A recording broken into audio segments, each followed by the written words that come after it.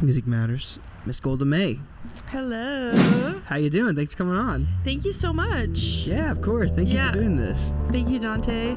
How are you? It's good to see you. How's everything? You're fresh off the release of a new project. Yeah. How's life treating you? How you feeling post-release? It's been good. I thought... It's been like a week now, right? It's almost a week, okay, yeah. Cool. So thanks for counting the days. I'm really good at that.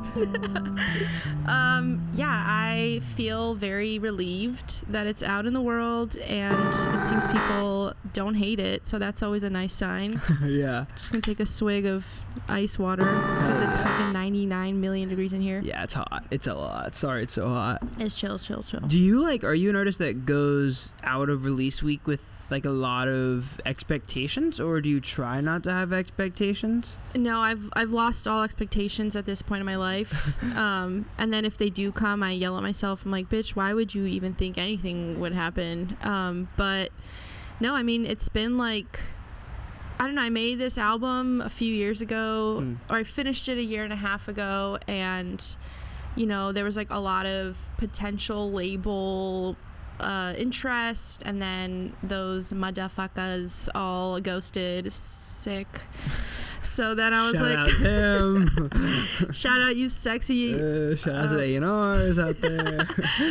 And then I was like, you know what? I'm just going to do this myself. And so I started putting out like song after song by myself. And then I was finally like, I'm going to do this. I'm going to put out the whole record in July. And it just feels really good to like have it out there, you know? So the album's like, at this point, it's been around for a while then, right? When was like it fully, did you have all the songs before you started rolling any of them out, or were you releasing? I had most of the songs finished. There was a song Take, which is like the newest one that I wrote, I think like a little less than a year ago. Oh. And I thought, like, at first I was going to put that as like its own project, and then it just felt like it wasn't really fitting the next upcoming record that's after this one.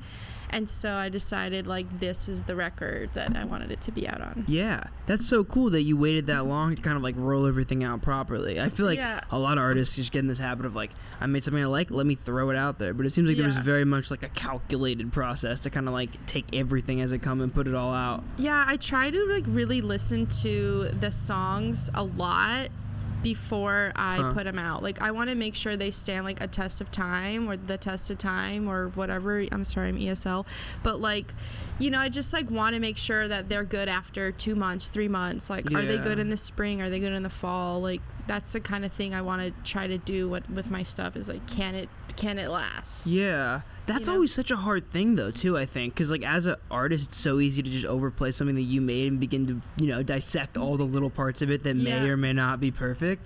Like, do you ever struggle with, like, staying in love with things in that way? Yeah, for sure. I definitely have issues with thinking I'm, like, really bad at making music. So I'll, like, in the day that I make it, I'll be like, oh, sometimes I'm like, this is so sick. And then I'll listen back later. And if that feeling goes away, then I just like have like a little bit of a spiral crisis of like, what is real, what's not real, what's good, what's not good. Yeah. And also like which one of those things is actually important, right? Yeah. Like, it's like, what's more important, my perception of it or somebody else's? And like, how different is my perception than somebody else's? Totally. I feel like at a certain point, like, the more you just kind of kick it around too, the easier it becomes to just dissect like every little part of it. Like, I feel like everything I've ever made in any creative avenue my entire life, if I hold on to it for any period of time, like eventually I begin to hate it. So that's really cool though that you said like these songs have all really stood the test of time for you. Do you feel like, since they were written such a good period of time ago now, do the emotions still resonate like they used to, like when you play them live and stuff? Yeah, I feel like the songs, like the soul of the song, the heart of the song is like how I like to talk about songs. Like, they're all really clear, I think, in all of these songs. And some of them really like fucking hit me hard. Like Care, you know, I don't know if it's anyone else's favorite track, but like that's my personal favorite track on the record. Like, I got the sense that I read your little post about it, talking about like how you really, really wanted it to be the last one. I got a sense that one was very special. Yeah, like Care is such a special song to me, and like it always hits. Like, I have like 1 cigarette a month. Shout out, don't smoke. But whenever I do it, like the nicotine hits so hard, and I'm just like, I just want to listen to Care because like it elevates it. Instead of one cigarette a month. That's not true. Sometimes it's more. Sometimes it's nothing at all, which is good. On the 15th day of every month, I have one American Spirit. Just one though. A yellow, yeah. No, I just went to Europe and it was like a little bit. I went a little whack. Everybody I know who's gone to Europe for an extended period of time just comes back smoking. I know. But on the flight, I was like, there's like this whole thing where people. This is my wet rag because it's so fucking hot in here. But in the moisture basin. Yeah. Yes. Thanks. Shout out Mario. Thank you. Shout out Mario. Yeah. So I was. Oh yeah. Like in wartime. World War II. There was these like fighter jet dudes who were taking speed and shit, and so they were all like addicted to speed. But like when the war ended, they came home, they weren't, and they're like, that's really interesting. Like, why can they suddenly not? Like, just start not doing speed, and it's like, oh, it's the context. Whoa, that's interesting. So I was like, I'm just not going to smoke when I'm back, and I honestly haven't really craved it at all. Like, I shared a cigarette on Friday with a friend, so I'm not like, a saint, but I'm trying. It's okay. You're an adult. You can smoke one cigarette a month. That's crazy, Thanks, though, that they just like lacked like they just lost the biological context addiction. It really changes it. Like, I don't know, when you're in Europe, you eat like a croissant every day, but then you like look at American croissants that are just like truly fucking horrible, and you're like, I'm good, you know? Like, maybe I don't eat this today. Yeah. Going back to Care though, so you said that when you look at the context of the whole record, is that the one that feels the most special to you? And also, it is a very vulnerable and emotional song. Do you ever struggle when you look back at it, even if that you said it was written a good period of time ago, when you're looking back at it and revisiting it via promotion or playing it live or whatever, do you struggle to kind of like have to rehash the emotions that are in that song? No, I think like that song is so clear of a channel of that emotion that I just am like, oh, I don't need to like. Oh, sorry, I got distracted by Mario. Oh, you're good. I guess I'll re-answer it. So the way that I think about Care is that it is such a clear emotion of that like intense feeling of wanting to be seen and wanting to be cared for by someone who like no longer has any sort of investment in you. And I think that feeling, like, I still feel that in my everyday life, so I can always tap right back into that. Yeah. But I would say like Care and Dogbite were like the sort of two thesis tracks of the record. Interesting. And that's sort of everything else sort of like came from those two. Those became like, like exploring how to show deep vulnerability and sensitivity through Care. Interesting. And then also Dogbite showing that in the same way, but like with a little bit more of an intensity and perhaps like anger.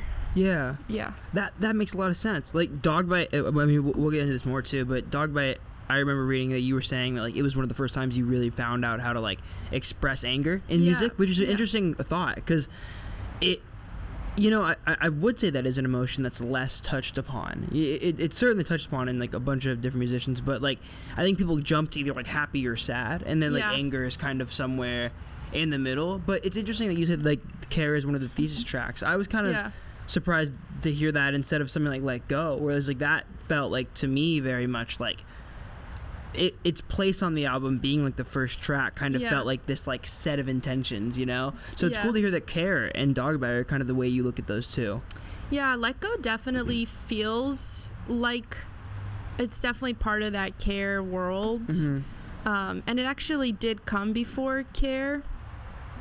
Let Go came before Care, but I just ultimately felt like Care was the highest version of that. Are they talking about similar experiences or emotions? So Let Go is about not being able to let go of someone because you still are in love with them, and you're like kind of fucking like, fuck, just get over this person already. And then you realize like you can't just force your heart in and out of shit. Like it's gonna do what it's gonna do.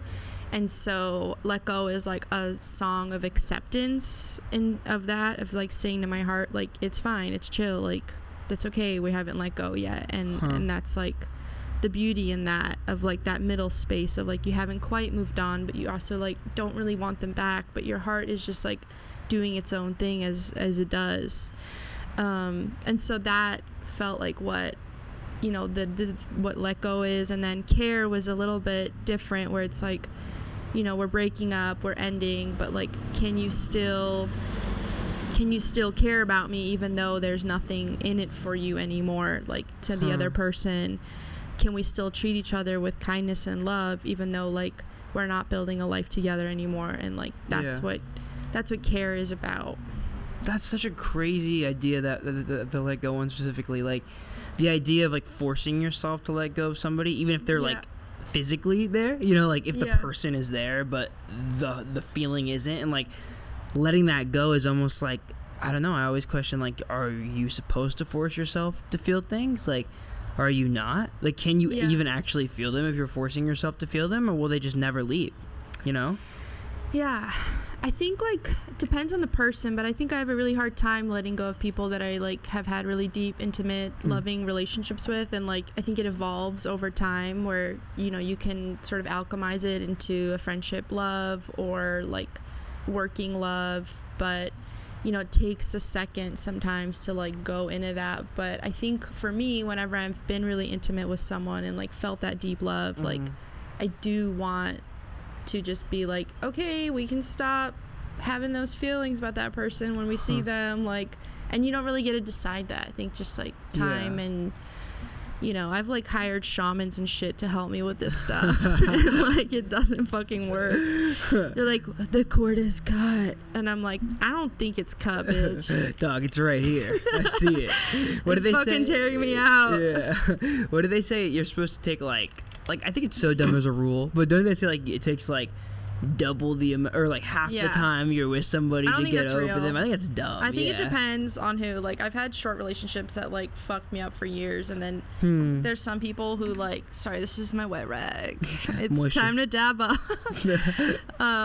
There's like, I've had like really short things that like I still think about, and then, you know, longer things that I never think about, or it comes in and out. It's like super non-linear, I think. Like, you know, I've been broken up with like an ex over a year, and I like rarely think about them, and then like last week they were in my dream and like being like, I want you back, and I was like, get out of here. Dip out.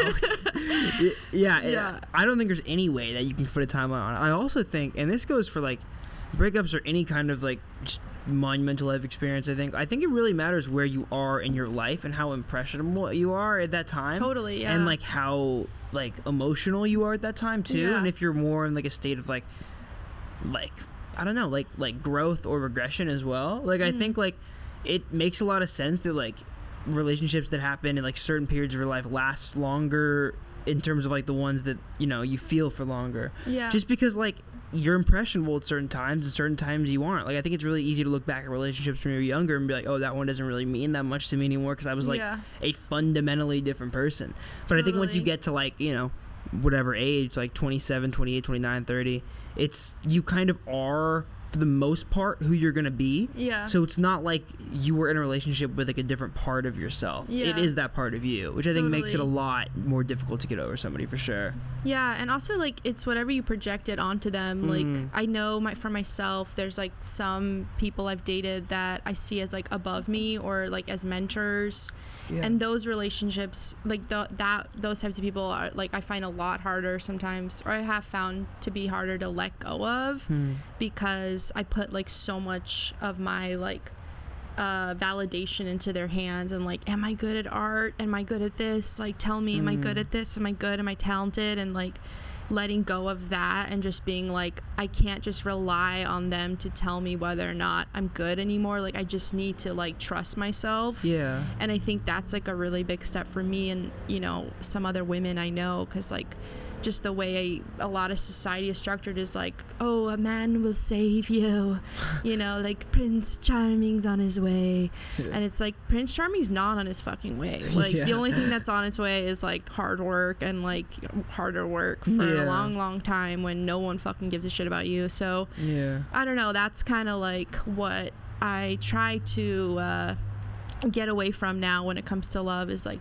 not thinking about it in terms of like power dynamics and like just like good connection. And that makes so much sense. I think the the best and most healthy relationships are two people that like really, really love themselves. Yeah. And that can then kind of transfer that love to each other. You know what I mean? Like I think it's really hard to go into a relationship if you don't know who you are. I actually think it's really hard to have like most life experiences if you don't know who you are, because they'll just you're impressionable enough to where like they'll just bring you to a version of yourself that's inaccurate. Like totally. I think the same thing about like moving to a big city. Like I think if you move to a big city as a person who's like impressionable and doesn't really know who they are, it's really easy to just mold yourself to whatever you see best fit in the moment. And I kind of think that's the same with a relationship. You know, if you go in without any kind of like set of guidelines and stuff, or set of morals, or set of like things you want to stick to, I think it becomes really easy to not prioritize yourself, and just begin to prioritize the other person, when that's probably not the right way to go about it all the time. Yeah, totally. I think it depends who you are when you meet them, what you become when you meet them, and then kind of who you want to be after you've met them or parted ways or whatever. For 100%. Yeah. So now that you have all these songs out, like being such a big chapter of your life, does it feel like a big exhale, or does it, I mean, I imagine you have written many songs since these ones have been written, but does it feel like you're letting go of a certain chapter of your life? I mean, this project was like definitely experimental for me in the sense that like the more rocky type indie bandy kind of stuff, because I've never in the past, I haven't really done a ton of that. Like my song Water was sort of me like dipping my foot into that, and Under in New York, but this was like a project where I'm like fully stepping into that, like more like drums and stuff. Like if you ever make music with me, I'm like very picky about drums, and like have always what do you mean? Like I don't want the drummer to just do like a fucking solo, or like I don't want like the electric guitar player to like I just find that shit like so like gross. Like I call it dad rock. I mean, everyone calls it dad rock, but like I particularly like do not dad rock right now. Like like gentle on the cymbals, So slow your arms down. Like only do what's like intentional and like tasteful. And I still think we did do that with the more rocky songs on the record, but it definitely was like outside of my comfort zone, and sometimes when we were making them. Did you go in? Sorry, go ahead. Yeah, go ahead. Did you go into them with kind of like singer-songwriter outlines, and then they turned into these kind of like more indie rock songs? Well, a lot of them I wrote when I was living in Seattle with like I wasn't living in LA, so I was writing them alone on the guitar, but I kind of felt that they were going to be bigger songs, just like playing around with different versions. But like, for example, Barbecue, another producer gave it a stab once, and it was like way more down tempo, chill, and like they were like, oh, don't do that chord change at that time, like let's keep it the same chords the whole time. So like that was a completely different version. I kind of sat with that, and I was like, that doesn't feel right. Like this needs to be like a fucking angry ass song where you like drive down the highway like fuck, like get the fuck out of my car. So I don't remember what the question was. I was just saying, did the songs like transition over a long period of time? Yeah, I think like with the new record, I've sorry if I'm talking too loud. No, I'm talking too loud. You're okay. Good. I keep clipping. With the new record, it's like going to be sort of taking a step away from more of that rock stuff, and like more into the experimental like orchestral type thing, like piano, chamber pop type stuff. I don't really know what the genre is, but it's like there's gonna be like some opera, there's gonna be some like a lot of piano, and like just like a lot of live orchestral instruments, and a bit like more poetic at times and ethereal. So that's sort of the next chapter that I've already been working quite a bit on, and I'm very like excited about that, and very happy to like put this chapter behind, because I have like a sort of different visual aesthetic I want to do in the new one, and like a new direction. Like I almost thought of like starting a whole new project for it. Whoa, it's like that different? Yeah, I mean, kinda. Why? Yeah. What makes you think about or even consider doing that opposed to just being like a new chapter of Golda May? I think ultimately I'm gonna do a new chapter of Golda May, but because the songs are like the new ones a lot of them are like really like they feel very classic songs, and you know, a lot of the Golda May stuff, like I've been like people have seen the progress of my songwriting throughout, and I thought maybe like I don't maybe want to be associated with that with the new project. Interesting. But I think I've realized I just want to be myself, honestly, through it all. And like if people are gonna judge me based on what I put out like 5-6 years ago, like that's on them. Yeah, 100%. Well, I've always thought that like, and I know there's like a cool side of this, and then there's like an industry side of this, but like I understand, you know, the want to keep an artist project consistent and the want to keep an artist project like somewhat, you know, cohesive sound wise. But I also, just as a music fan, I just fucking love it when you can just go through an artist's discography and see their progression with every project. Tyler's my favorite example of this. Yeah. Where like he lives every single album, and every single album is him, and it's different. Yeah, totally. And I think that's the coolest thing ever, when you can see that progression in an artist. Yeah. Like, I think it's so boring when an artist puts out an album like every few years, and it's just like more and more of the same, and there's not like an era to it, you know? Totally. Yeah. And I love, like, Radiohead's my like I could totally see that. My Holy Spirit, I don't know, I'm not Christian, but you know what I'm saying, like they're my big three.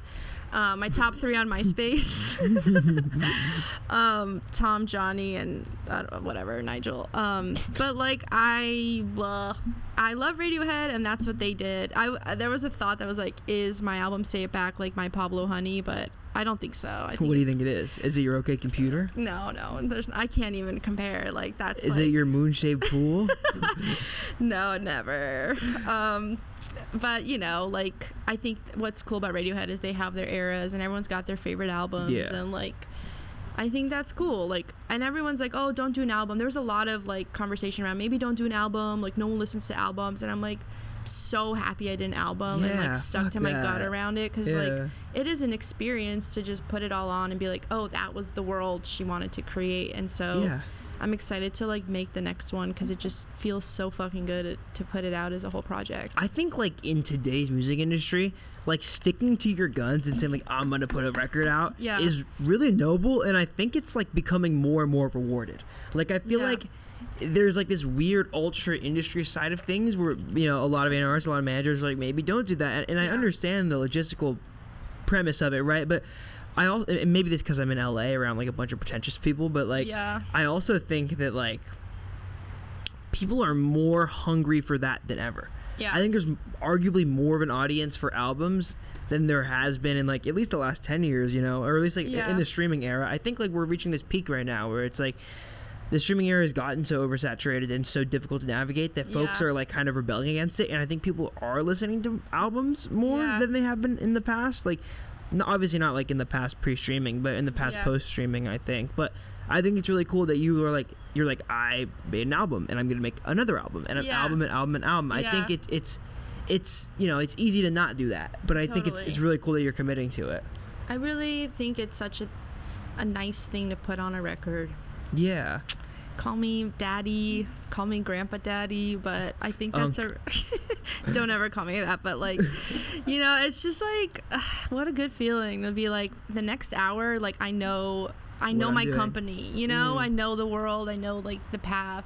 Yeah. It's like, I love doing that, and I think that that's not a dead art, and, you know, like algorithms and streaming companies and blah, blah, blah can do whatever the fuck they want, and like, I get it, but like, I mean, I'm just never going to be like Lady Gaga big, so it's like I got to just do what the fuck I want to do. Why do you say that? Is that like a level of big you'd want to get? Like, what is your I want to get like St. Vincent, where it's awesome. Like the fun, cool girlies and boys and they thems like are like, they see her at a grocery store and they're like, oh my god, you know, just like a silent like, nod. That's my Lady Gaga. Yeah, but I'm not hopefully gonna get like crazy like 90-year-old, you know, stalkers like coming to my door trying to like get my piss coming out of the sewer or whatever. Like that's the level where I'm like, no. Yeah.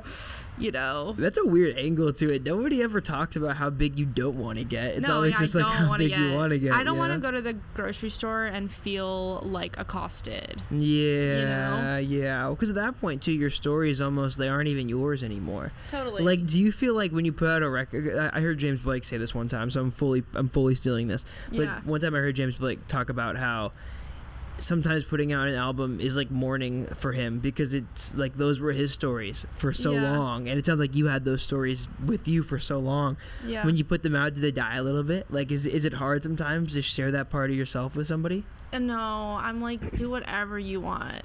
Like, tear it apart, do whatever. Like, at this point, it's not mine. I feel that. I feel like music comes in like a very spiritual way, and you just sort of have to like channel it and then do your best to like wrangle it in and then let it back out. So yeah. No, I feel that. I'm kind of a big believer in this idea that like we don't really make the songs, they're just kind of in us and we have to pull them out. I feel like we put a bunch of shit into our creative box, also known as the vag, and then like you sit down with your guitar. I'm gonna exclusively refer to the vagina as the creative box from now on. It is the womb into which creative shit comes out. But yeah, do you ever look at your mom and you're like, I came out of there, like what in the fuck? I don't. That's a crazy thought. I don't want to think about that. You were just a little one day you came out. But yeah, like a little peanut. Yeah. A little egg. So yeah, the creative box, you put it in and then you sort of juice it up with all your life experiences, and then you have to show up to let it out. And some people, it's so sad, like it only comes out good for like, you know, few years, and then the rest of their life they're making shit music. And some people, they're always making good stuff. Some people, it comes later. I don't know, depends. That's kind of that's got kind of a cool pivot to I Got a Cat, I think, because that's very much the theme of that song. You talking about how, and by the way, I think that, I mean, I heard it way before the album was out because it's been out forever, but like I adore that song. Thanks, Dante. Of course, I like resonate with it so heavily. But what you were just saying made me think of it when you're saying like sometimes it comes later, sometimes it never comes at all. That's a really, really difficult idea to wrangle with, I think. Like that idea that like at a certain point it's not in your control. Totally. Like you can do absolutely everything right, and there's a chance that nobody will ever see your art, you know? It's a really difficult thing to grapple with and thing to reconcile with. When you were writing that song, was there a certain experience that kind of made you like prompted all those lyrics to come out, or was it just like where you were in life? And also just talk a bit more about like how you got to that place where you know, like you said, you've been making art forever, but got to that place where you feel like you're now at a spot where like it's frustrating to not see the results of it. I mean, I wrote I Got a Cat, I can't even remember the year. I think it was like 2021 maybe, because COVID was like we were like just peeping our little heads out. And I was like living at my parents' house, and like I'd moved away from LA again. Like I've been in and out of LA so many fucking times, but like that was one of the times I left, and I went to my parents' house and I was like, where am I gonna go? What am I gonna do? And I just felt like, you know, I'd already been putting music out for 2 years, and like right before COVID happened, I started putting music out, and all these labels reached out, and then like COVID happened and it just went like silent, and I was offered like a pub deal, but it wasn't like what I wanted, and so that kind of went away. And then I don't know, I just felt like a fucking loser at my parents' house, and like that feeling is just the worst when you're there and like you're sitting in your bed from childhood and you're like, ugh, why am I here again?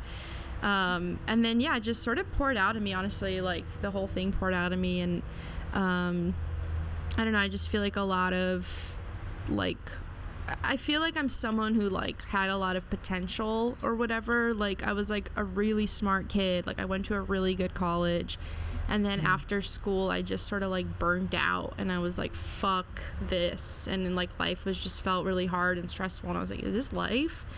The early 20s are just like hell on earth, but thankfully I got through that.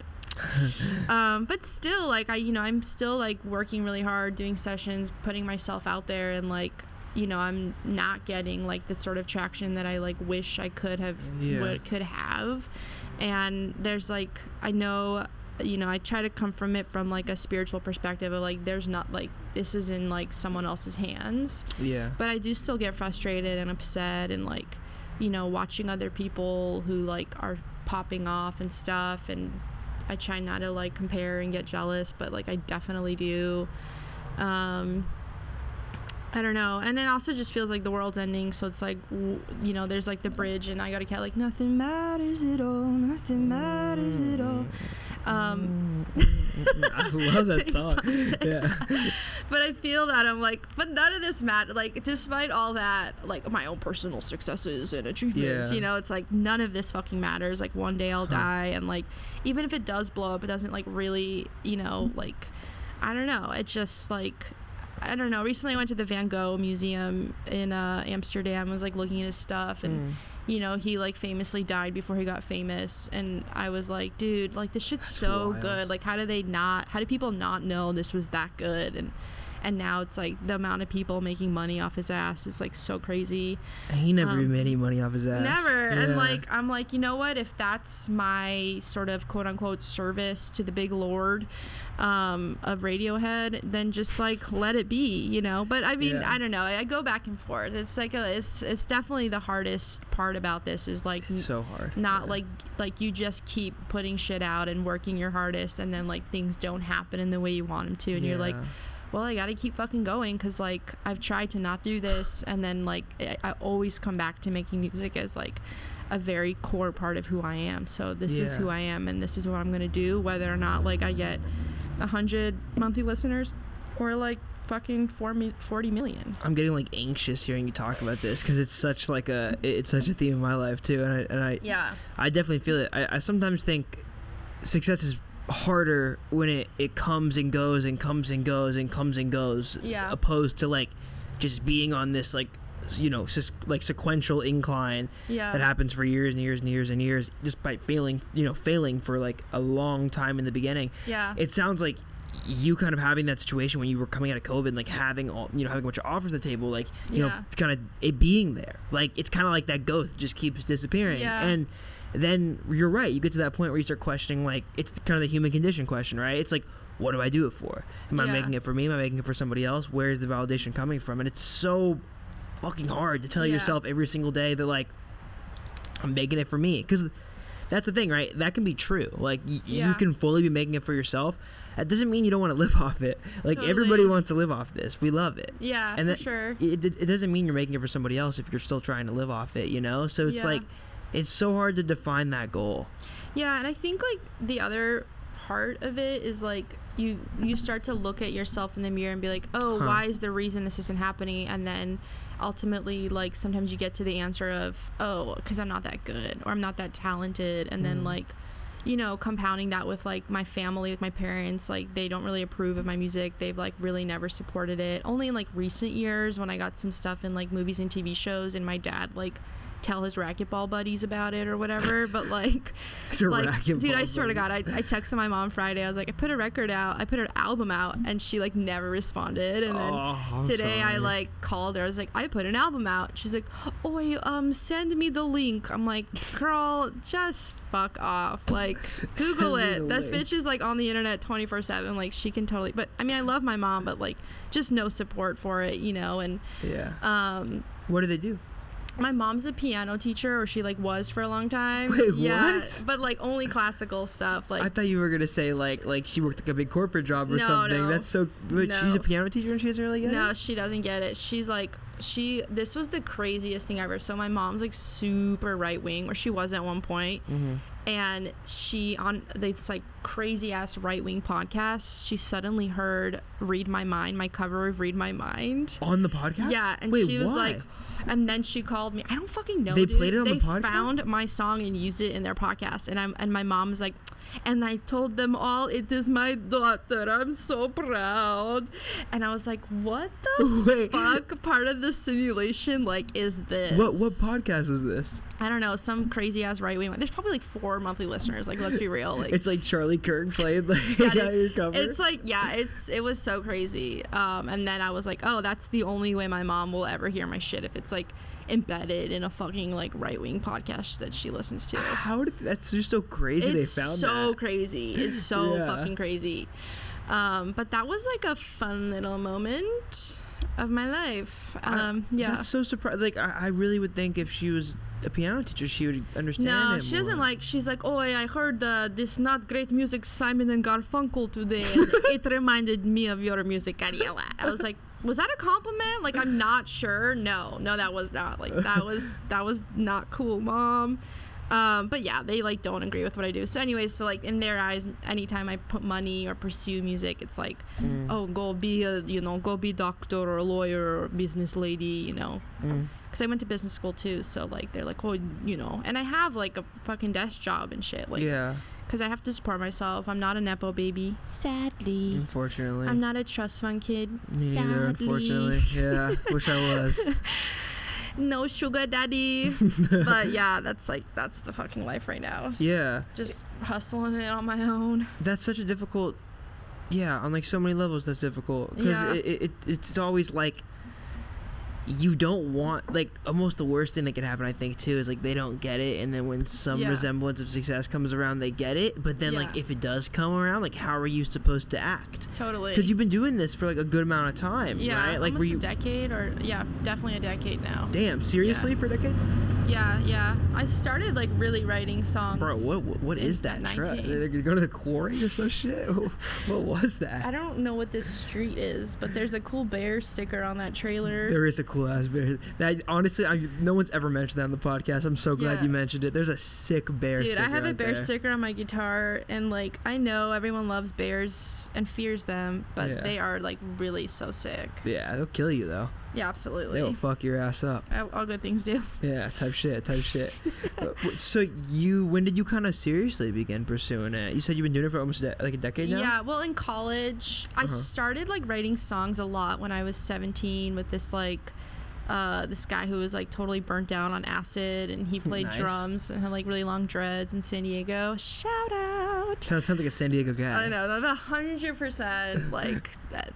Yeah, whatever. So that was the beginning, and then I went to college and just like started playing my own shit. Met this guy that was like at a cafe, and he overheard me talking about wanting to record music. So then he I think had a crush on me. And then we started recording music, and it took like 6 months to record 3 songs. And I'd written them all myself, and he helped me produce them, and like, now it's like I make a song a day or whatever. Like, it's such a different process, it takes longer, but that was like just like the barest demo was like, it took fucking 6 months for 3 songs. Put those out, had like a release show. One of the people that came was this guitar player I once met. We started a band. He really liked my stuff, so then we started going. And then after college, we were like gonna put out an album, and I started sending it around. Nothing happened, and I moved to LA, and my bandmate didn't want to move to LA. Gotcha. Where were you living at the point? In the Bay Area. You're from the Bay? Well, no, I went to UC Berkeley. Because I'm a smart lady. It's like 20 minutes from where I grew up. Oh, really? Yeah. I'm from Concord. Do you ever go to Concord? Yeah, I've heard of Concord. Yeah. Super pretty up there. It is nice, yeah. Yeah, so I was like more dedicated than my bandmate, and I was like, dude, I'm doing this. Like, I remember I was like, I'm proposing to you musically. Like, are you gonna do this journey with me or not? And he's like, I can't. Proposing to you musically. Yeah, he's like, awesome. I can't. I have to. Like, I want to do other life things. And I was like, this is my number one thing that I want to do on planet Earth. So then I moved out, started working in music management as like an assistant to this music manager, and I played him some of the demos from like that era of college, and he was like, he like played one out loud at the end of like a Friday afternoon. I remember like hiding behind like this pillar in the office. This is like in like a management company office? Yeah, I was so embarrassed because, he never really heard my stuff before that. And then it ended, and I thought he was going to be like, all right, we'll have a good weekend. And instead he's like, your voice is like fucking amazing. And like, and then sounds like a crazy like Netflix show you're describing right now. I know. And then like the next week he came, he's like, I want to like help you. Like, do you want to be a songwriter? Do you want to be a manager? I was like, I don't know. I've never really considered being a songwriter, which is like so not true. But at the time, and he was like, "But you'll write songs." Yeah, but you want to write. You got the voice, He's like, "You're a baby writer, whatever." We're talking about like the Elvis movie, right? Dude, now. I swear to God. But then like nothing happens. That's like the story of my life where I'm like, something's about to happen. I'm like, nope, nothing happened. It will. Hopefully, God willing. It will. And then so then like that happened. He started developing me, and then we had like a really wild situation where like we parted ways due to like unforeseen circumstances outside of music, and so I got sued for spilling a cup of water, basically. What? Yeah, that's what Water, my song, is about. You got sued for spilling a cup of water. Yeah, this like lady slipped and fell because I allegedly spilled a cup of water, even though there's like no evidence, and I never did it. But this lady slipped and fell, and then she sued me, my boss, and like all this stuff, and that's like what the impetus was for us like parting ways. How old were you when she sued you? It was 2018, so whatever age I was then. That's fucked. Yeah, it was really crazy. Yeah. I was young. I think I was 23. That's a terrible thing to do to a 23-year-old. Yeah, dude, my life got like absolutely flipped upside down, and then because of a cup of water. Yeah, it was really wild. An alleged cup of water. Anyway, so I wrote a song about it, and then that got placed in the Netflix movie. So honestly, I came out on top. Yeah, honestly, you kind of won. I won the lawsuit. So what happened after that? You said that was in 2018. Did you kind of just start doing everything independently? So then I got like really sick because that whole thing was so stressful, and then I was like, fuck it, and then I like met John recently after that, who's like the producer that I work with a lot, and we started making a lot of music together, and like I was like, oh, this is the best music connection I've ever had. Like, I feel like John gets it. We have like a lot of similar music loves, and like we just like immediately sort of got along as people, and so him and I have been collaborating since 2018. Wow. Yeah, which is a really long time in the music world. So yeah, and then he started helping me and like kind of mentoring and helping develop me, and it's been like truly years and years, but we're still like really good friends. We work together, and I like love John very much and like consider him a deep homie. But yeah, we're always talking about music and like analyzing stuff and just getting to like the bottom of things, and he's like basically my A&R in a lot of ways. He listens to like all my stuff, and I send him demos, and you know, just like a really big mentor and teacher for me in music. A lot of the time he taught me a lot about what I know about songwriting. But yeah, and then I basically was like, I'm just going to put this out myself. I had 5 songs at the time that I was going to put out under Golda May. First, it was a Golda project. It was called Golda. Oh, it was called Golda. Yeah, it was called, my middle name's Golda. That's a really cool middle name. Thanks. I'm a Jew. So, I don't know why I said that, but I did. So it's the truth, you know? It's who I am. Type. But yeah, so then I did that, just pour myself a little more ice water, and I'll just pee myself so we don't have to move any of the cameras if I need to pee. No, you can pee. No, I'm just kidding. Oh, okay. I'm just here making jokes. Type. Yeah, then I moved to, I don't know, I left LA, came back to LA. Oh yeah, I started putting out songs with this PR company. They like really wanted to help me. They're like, we've never done this, but we really want to help you. We really believe in you. We think you're really good. So they like kind of started putting stuff out with me and like investing in me and stuff. Like releasing under them, under the PR company? No, it was still under like Golda May. Gotcha. But, oh, nice. Now I got 2 headphones on. Hey. Today on Music Matters, we have Golda May and Dante. Fresh off the release of her debut project. I guess not debut. Kind of debut project. Say it back. Golda, thank you so much for joining us today. Yeah, like literally, it's totally chill. That's literally not a problem at all. Like, it's so fine. Like, wait, I love the air conditioning in this gorgeous garage. Did you have that special architect come by to build it? Yeah. We try to get AC in here. No, dude, it's chill. I'm totally just joking. How was COVID for you? You said COVID, you got a lot of traction. Was that after the PR company thing? Yeah, it was like during that. So NPR did this whole thing about me. Nice. And like Bob Boylan, who's like, you know, the king of NPR. Yeah, the goat of this. He was like, if I could shout from the rooftops and tell people about Golda May, I would. And then he played my song "Hear Me Out." And then after I stopped working with the PR company, he like never responded to a single email of mine. Oh. And I'm just like, Bob Boylan, you're retired now. Bob, you're boiling. Come back. Is he retired? Yeah. I mean, he retired from Tiny Desk. Okay, word. Well, whatever. He'll be back. That, like, it's stuff like that where I'm like, oh, something's gonna happen with this, and like nothing happened. I'm like, ugh. Yeah, I see what you mean, but I also don't, in a sense. I want to return like what you were saying, where you like decided like you musically proposed to your old bandmate. Yeah. That feels like a moment where you like decide. I think there's a lot of moments where you decide that this will work, and I feel like you've decided that this will work, and because of that it will. I don't think there's any way it doesn't work. I think that's just like law of attraction. I believe in that. Like, if I'm wrong in that regard, then I believe in nothing. But that's like a fundamental core of or fundamental core belief of mine, is that like if you decide something will happen, it will. I think like there's no situation you'd see yourself stopping music, right? In some capacity. No. And that's part of why I'm not smoking cigarettes, is because my voice is so special and precious to thyself.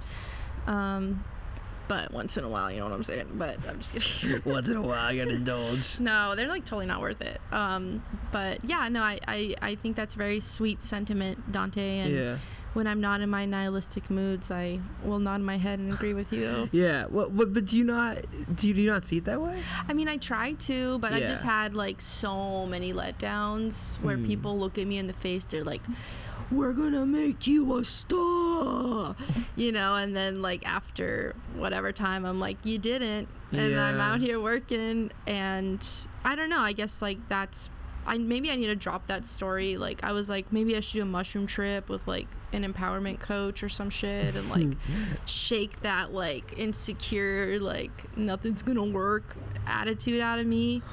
But when the universe gives you like data, it's hard not to look at it in the face and be like, oh fuck. Like you have to basically be delusional to be pursuing like a music craft, unless you're like, I think you have to be. Yeah, I think you do. Unless you're like truly a savant, and like from like 5 people are like, you are the shit, you know. But if not, but I don't know, my whole life everyone's always told me I have a really beautiful voice, so it's like I've always had that, but like I don't know, it's like but there's more to it. I think it takes like a really fundamental sense of like delusional self-belief to pursue anything artistic, but I also think that's like the whole point.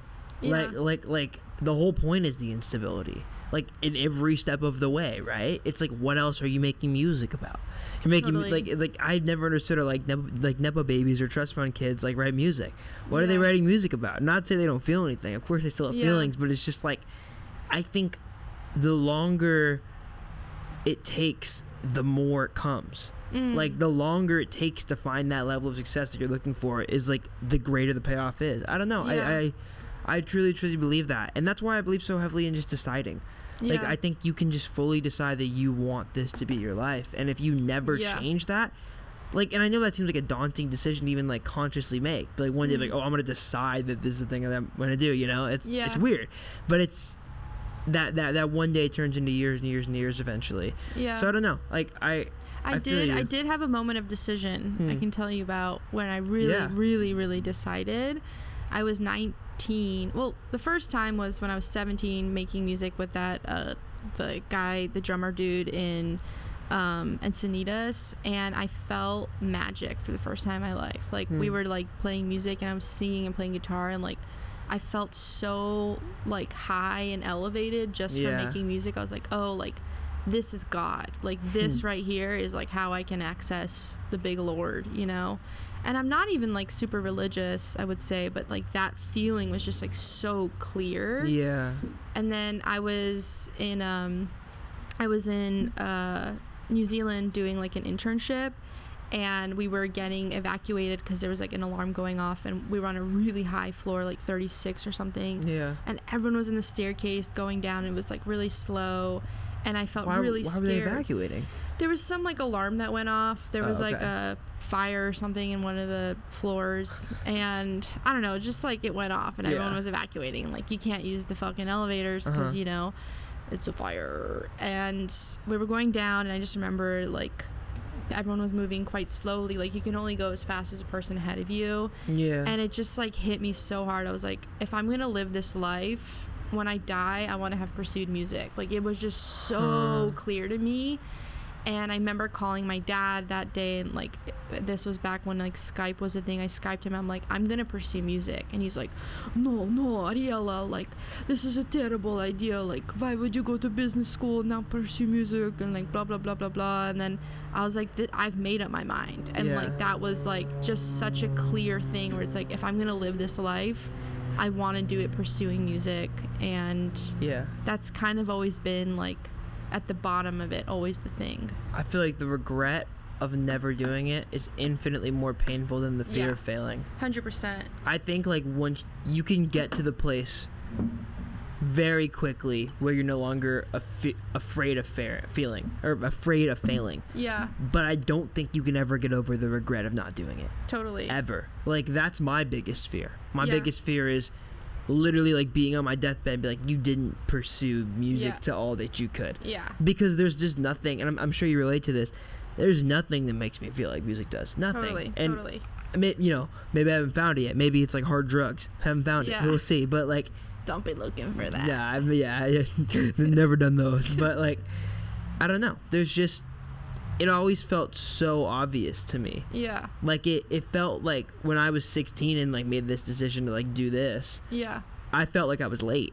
Totally. I was like 16 or 17 when I like fully was like, okay, I need to do this. I felt like I had like wasted my whole life at that point, which is obviously so stupid. Yeah. And like you're so young, but it feels relative in the moment. But like I remember growing up, like I would always just bang shit with my hands, and like I got like hella referrals and suspended from like high school from just like, or not high school, like middle school for just like just like pen tapping and shit. For sure. And that was like when I started playing the drums, and my mom like since I was like a kid, so she was like, you gotta play the drums, and she always told me, and because I was always making noise and whistling and shit too, and like it was so like self-evident that I never have like looked back. Totally. Like have you ever been like, damn, like was that the right choice? Because I don't know, like for me, I guess nothing else ever felt like an option. Yeah, I mean, I thought about pursuing comedy first, actually. You're funny. I can see you doing that. Thanks, Dante. I mean, come on. Thank you so much. Come on. Keep it coming. But I thought I was going to pursue comedy, and I like, even when I was 16, I like stayed at my mom's like childhood friend's house in LA and did like a Groundlings week, and I came back and like even Groundlings. It's like a very famous improv comedy school and like place you can go watch. Like I think Tina Fey, no, she came out of UCB, but it's like those are the two big ones, like UCB and Groundlings. And so I did that, loved it. And then later in my life, I like took another class, and I just didn't like the competition of comedy. Interesting. And I was like, comedy's so sacred to me that like I didn't want to fuck with that at all, because like music's really sacred to me too, but like I have to pursue it. And with comedy, I don't feel that same like needing to go in the world and like stand and like tell my jokes or whatever. And so I decided that I wasn't going to pursue comedy and I was going to pursue music. But I've always been a singer, and like always sang growing up. Like my mom says, like as long as she can remember me, I was just always singing. And like, you know, they would play opera in the house, I like would just pick it up and learn how to sing it on my own. Or they would listen to Norah Jones and like I love Norah Jones. Yeah, dude, she goes, it's hard, it's really good. And so I like learned how to sing Nightingale sings a song. You know, like I love that song. And then I loved Alanis Morissette and like, you're not allowed, you're uninvited. Like, fuck, dude, she was doing that shit, the flips, way long ago. And I loved it. I became just so into it. Christina Aguilera, like, you are beautiful. I can't do Christina. I mean, you hit that. Dude, Christina does it best. But I just loved singing. It was so fun. And like, you know, we would drive. My dad would drive, and I would like open the window and sing, and I would sing to my cats and just like cry. It was just like it's always been like a really big part of me. And yeah. That's so beautiful. And like don't think that ever goes. Yeah. Like I think that always remains a part of you, you know? It always is, yeah. Even when I don't know I'm singing. Was it hard to like get comfortable singing around people, or was it always such a natural thing for you? No, it was definitely really scary for me at first. I remember in middle school, my friends, I had them like all stand in a line and turn around, and I sang to them, and then I was like, okay, you can turn around now, and they're like, that was so good, you know. But that was like the first time, and we had like a talent show in high school, and I was like way too scared, and I organized a talent show and like ran it. And I was like in the back, like literally crying to this, like to my friend at the time. I was like, I wish I could have been in it, you know, because like I was like, that was your big shot. You blew I know, it. I fucking blew it. That's my biggest audience would have been to date. Just kidding, but yeah. And then I'd like, as I got older, I used to get really scared that I would like get on stage and forget my lyrics. So for like the first few years, I'd always bring like a music stand and like put my lyrics. I still have my anxieties, but they've gotten better. Yeah, no, I feel that. Circling back to your album a little bit, you keep going back. This is really interesting. You keep kind of returning to that feeling of anger, which I think is a really, really cool theme all over the record. I feel like they're in most of these songs, like Dog Bite, I Got a Cat, like I think Care has this. I think like almost every song on the project has this, like it's really built on moment. Like they all kind of begin in like a somber or softer place, and they all seem to like crescendo into something way, way, way bigger. Yeah. And that made me really interested based on that feeling of anger, because that almost feels like a song structure that like boils to like an angry point. Yeah. When you were writing these songs, you said a lot of them start acoustically, but do you go into the production kind of looking for a moment that boils over into this angry or this like larger moment? And they also all kind of drop off very well. Like they all, I don't know why I keep clipping. You're hot as hell, Dante. I guess so. I'm on it. Sorry, that was a 1960s man. That wasn't me. That was a 1960s man. You're hot as hell, Dante. Come on.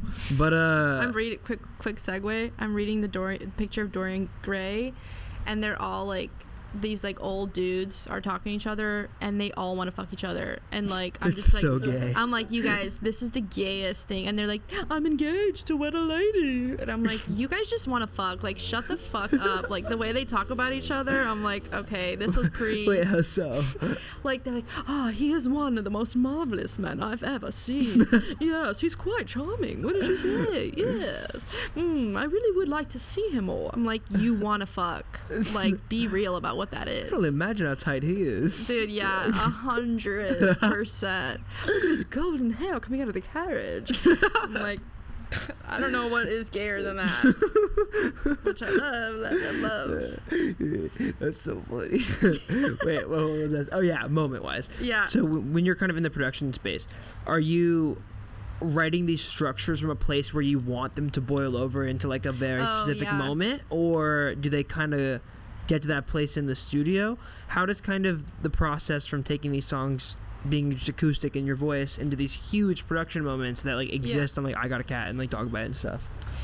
I don't always come into it with the intention. I think I'm very much like, as a lot of people say, like I'm a slave to the song, you know, and like what the song is asking for. Yeah, like with I Got a Cat, for example, like I wrote it by myself, and I started playing it live, like just playing live, and would see where it would go, and like would play with it live, and then one of the times I was playing it live, I started singing the nothing matters at all, nothing matters at all. Oh, you just figured that out? I just like, improv'd it, and I was like, that was sick. And then I didn't have it, and then dude who was like running audio was actually like a really big fan of mine. Yeah. And he recorded it, and I was like, dude, please send me that. Like, I don't remember what I did, but I remember it felt really good. Yeah. And so he did, which is really cool and sweet. And so like that's kind of how I brought it to a friend, and we played with like a lot of different things, and like I Got a Cat was the hardest song on the record to do, and that's why I ended up doing it myself, because like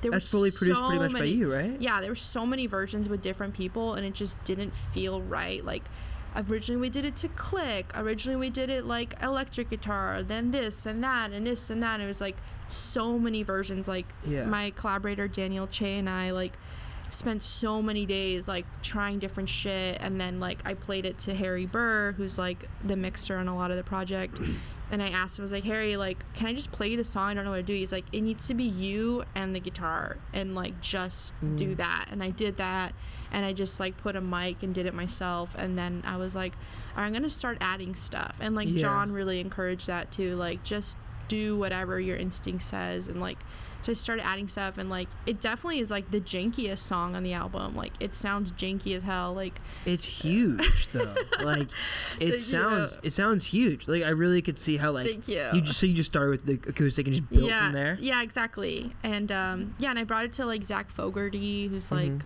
a really amazing producer, and like we used to hang out a lot more. But like I brought it to him when we played with stuff, and like his friend like tried some shit, and I was like, none of this feels right.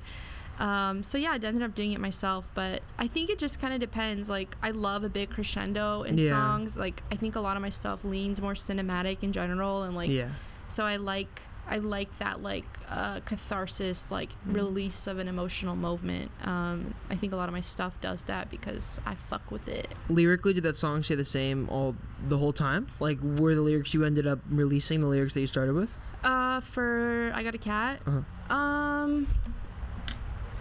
Yes, I think so. Yeah, I think so. That's so cool. Yeah, just that one really resonates with me. The story of it, I think, is just so. And I think my favorite part too is like you get to that huge point and then it just drops into that.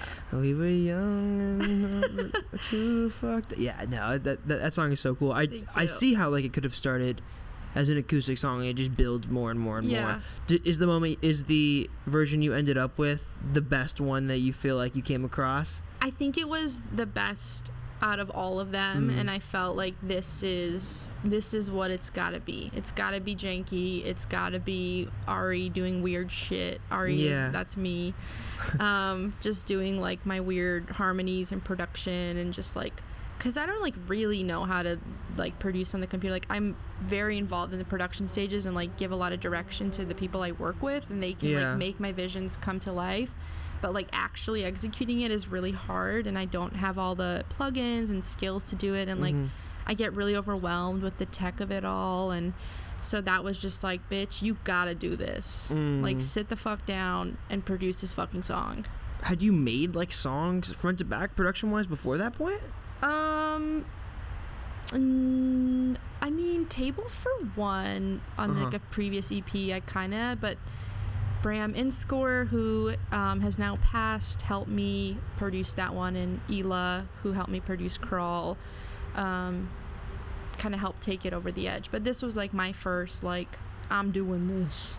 Wow. Yeah, and I had players on it too. Like I had people play on it, and later I edited it and stuff, and Harry mixed it really well too. So that's so cool. Wow. Yeah. No, I love that one. Talking about all these songs, it's became apparent to me like it seems like you make a lot of music. Like it seems like you write a ton. There was like a lyric on Dog Bite where you said like I've written 21 songs with the morning you left. Yeah. Are you like somebody who has to write through? I think about this concept a lot of like writing through the bad songs to get to the good ones. Like, do you write every single day? And has it always been like that, or how have you kind of? No. So the way that I think about it is like I put it in my sphere of thoughts. Gotcha. Like interesting. I don't write every day. I actually don't. I think that advice is good for some people, and I think it actually can burn out a lot of people. But I write a lot of songs about a topic until I feel I have like captured the true essence of it. So like Care was about a relationship that like went downhill, and I wrote what's called Barbecue about it, and Care and Crawl about that relationship. But I felt like the true meat of it was like Barbecue, Care, and Crawl. Like I felt like those three, like I don't know, it's like, you know. But you wrote a lot more songs in those about that. I wrote more than that. Yeah, Gotcha. I wrote a lot more than that. There was like one that was like, it's the one sunny day in Seattle, and you're sitting in your car parked, trying to figure out if we should end it today or maybe tomorrow. And it's like, it's really pretty, but I felt like the chorus just like didn't quite, I don't know. Yeah. I don't know. It's still like I like that song, and I think it's really pretty, but yeah, it didn't like I'm gonna ask this question. It's gonna sound offensive, but I don't mean it this way. Yeah. Do you like consciously veer away from that pretty? Because like there's like I might butcher this from a non-musical perspective, but if from my understanding of theory, it seems like you do a lot of like major to minor chord changes, and that was something I noticed pretty immediately, and it felt super Beatles, which was but like very you at the same time, but also very Radiohead, so it makes sense that you kind of pointed that out. I think melodically, like you have this sense where like I never know. I wrote down an example. I was like, where you're never gonna go. There was like when you say on Barbecue, when you said like they don't ask how we met, and then you go to the I'm sad, I'm just trying not to kill you part. Like I think you're gonna go to like more of like a major key melody there, but you just go like straight minor. Yeah. Are those the first melodic choices that come to your head most of the time, or do you kind of like tinker with a few before you get to one that you like? Because I think the way you write melodies is so interesting. Thank you. I mean, I kind of go into like another space frame of mind when I'm writing, and I just record my voice memo and like hope that it works. Fuck you, voice memos. That shit works so like such shit. Yeah. But like, yeah, I think like with, for example, Barbecue, I wrote that the day of, like that part, but then when I sent it to my first producer I sent it to, he was like, the chorus is too ugly, like keep it in these like cute, like in these sweet chords, like, so it was like, what was your reaction to that? Sad, I'm just trying not to kill you, you know, that kind of thing. And I tried it out and I was like, nah, it's not as good. Like it just doesn't fucking hit. And I think that's like, wait, so I'm so sorry, wait, go ahead and then sing the actual melody. I'm not sad, I'm just trying not to kill you. I've been waiting That's what I mean. the whole day like, for you to get out. Like what you sang first is where my brain would go. Yeah. But then like it's so cool that you resolve on that second one, you know? Yeah. I mean, the truth is I don't know shit about music theory. Yeah. That's like the very truth of me, is like, because I don't like the technical shit. Like, I've never been into you're a songwriter. Yeah, I mean, some people love it though. Like I met this music guy recently who was like, yeah, and then it's like doing this time change and this time change and blah blah blah blah blah blah. And I was like, that's so sick. I will never be that girl. Like I just can't. It just like fucking clouds it all, and so I just kind of do whatever feels right. And I'm sure there's like influences that have like gotten me to the point of where I do melodies, but I've been singing for so long and playing with my voice and like understanding the nuances of it that I just like, I know where I kind of want it to slide. But even I surprise myself sometimes, and thankfully I have those voice memos, but like I had to teach myself that like that kind of key change, because it's like kind of not intuitive to go from like, there's so many key changes in your stuff. Met. I'm not sad, I'm just trying, like that's a change, and I had to like that first note is like kind of hard to get to from there, so I had to teach myself that and like practice it for like hours. Yeah, well that's so cool though that it's not intuitive and you still did it, because I think it's interesting, right? Like I never know musically if the first thing that comes to your mind is the right choice, or is it like, do I dig, you know? Yeah, I think it's like, for me, whatever, when it feels special, when I feel like that presence of God or whatever, of like, oh, this is the thing, like this feels like it dipped into like the heart of it, you know, like you're right on it.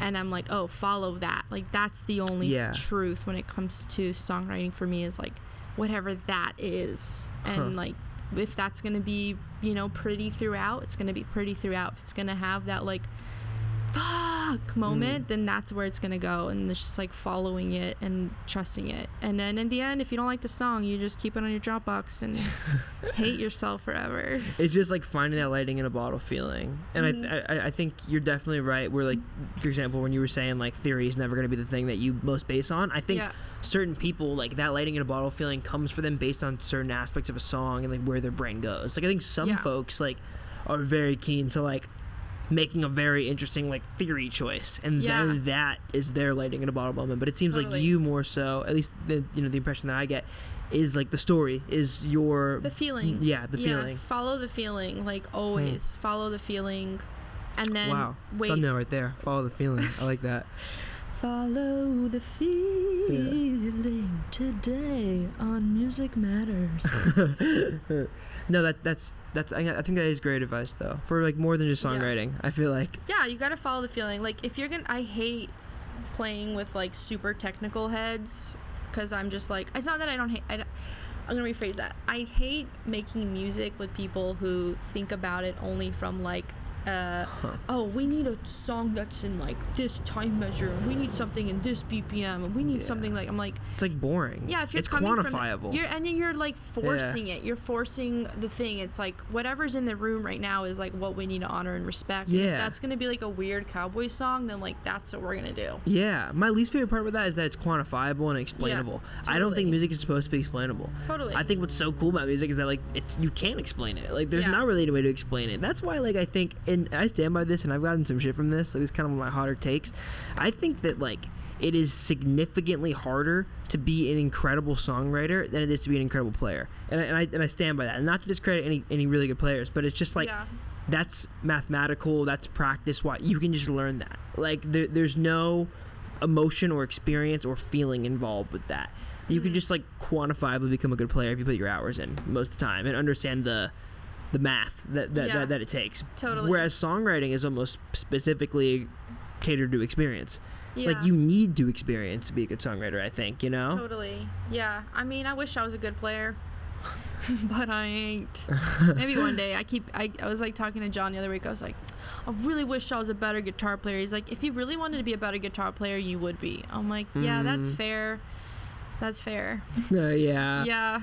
But I still do want to be a better guitar player, but I mean, like, there's also a difference between like what you want to do and what you need to do. Totally, you know, like I wish I was a better filmmaker. Is it like imperative for Above the Bridge? Not really. Yeah. You know what I mean? Like, I'm sure you wish you could play drums. Is it imperative to the Golda May project? Probably not. No, I did take a drum lesson once, and really? I was low key really good. I could see that. It was really good, but then I like never did it again because it was like expensive, and all this shit's so expensive. How'd you learn to play guitar? Did you just teach yourself? I taught myself. Yeah, I had like this is like everyone's story is this, like I had a crush on this guy who played guitar, and he would play like electric, and my friend had an acoustic, and she would play like Spanish type like classical.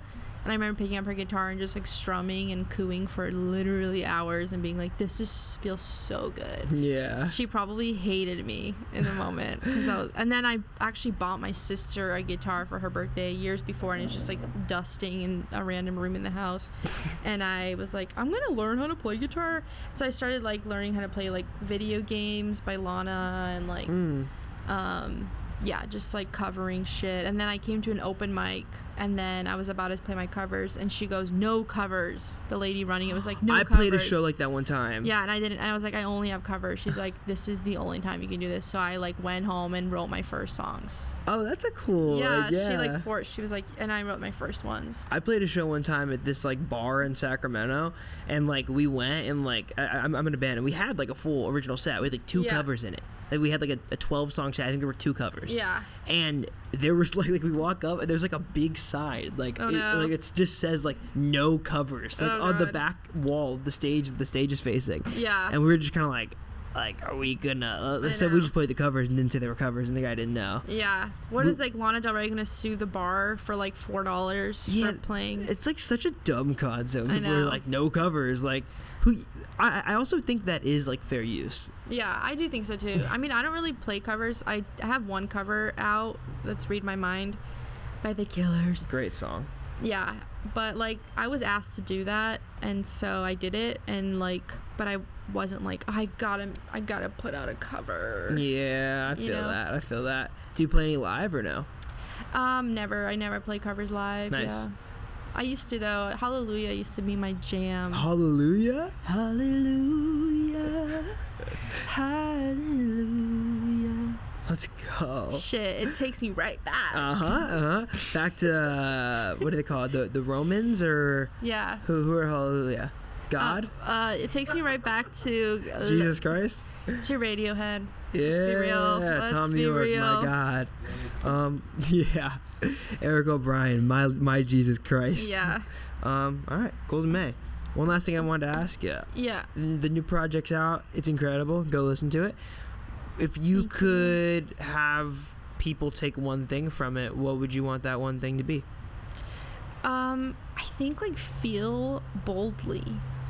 I feel like a lot of our society is like oppressed in their feelings. It's like, you can't be angry. You can't be too sad. Like, oh no, you're crying. Like, And I know we've normalized a lot of that with like TikTok and the internet or whatever, but like I feel like a lot of people are still so scared to like let out a big sigh even during yoga or whatever, and it's like, just fucking be more real and open and like share who you really are, and like wear a dumb stupid outfit just to feel what it feels like to wear a dumb stupid outfit, and you know, tell someone you really fuck with them, and don't be, you know, if they say I don't fuck with you back, then it's like, all right, but like to feel that, like to feel your heart, to feel your emotions is like something that I really want to evoke in my music. And like I think that's part of like the mission statement with my stuff, because that's what it does for me. It like helped me get through shit, it helped me process hard stuff, and like if this can help you process hard stuff and, you know, get through whatever the fuck's going on, like that is what I want to do with the Golda May project. It's like everything in life tries to beat that out of you. Yeah. Like tries to beat that innate sense of like, I need to feel this out of you. It's so weird. You almost gotta like, I talk to my girlfriend about this a lot, but you gotta kind of like backtrack and like remind yourself about things that consciously reminding yourself of things that are easy to forget, like to feel and like feel boldly and like be okay feeling. It's really, really hard, but I think it's so vital to remind yourself of that literally every single day. Yeah, feel the shit. It's okay if you haven't gotten over your ex. It's okay. Like, it's okay if you really don't like the person in your car and you want to kick them the fuck out and like, you know, it's okay to like, I don't know, to still be with the person you know you don't want to be with anymore. Like, it's okay, and like feel that shit. So yeah, thanks for having me, Dante. Golda May. Thanks, Mario. Thank you very much. Say back, out now. Tell them where they can stream it, where they can maybe see it live, where they could follow, do all the stuff. Yeah, follow ITSGOLDAMAY. That's It's Golda May. And I'll be playing live hopefully in the near future. Definitely check out my Instagram and maybe like and comment if you want the algorithm to show you more of my cute little face. Hell yeah. Thank you, dude. Bye. Appreciate it. That was so fun. Hell yeah. All right. Music matters. I have to pee.